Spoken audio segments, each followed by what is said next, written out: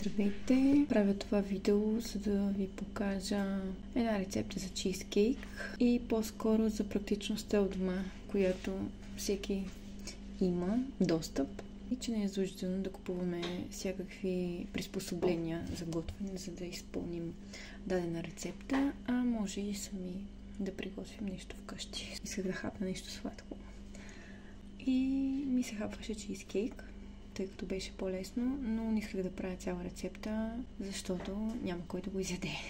Исках по-скоро да направя нещо като мини торта.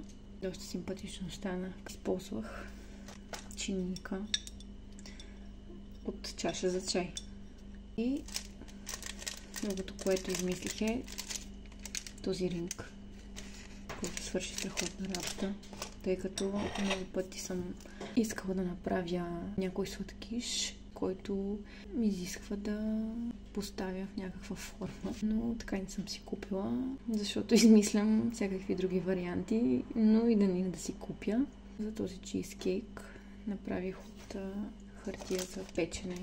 Това откъснах малко, ще ви покажа после как става. Това е идеята и на видеото. Разберете, който вече не го знае, разбира се, че винаги може да намерите някакъв практичен начин у дома, за да заместите нещо в магазина.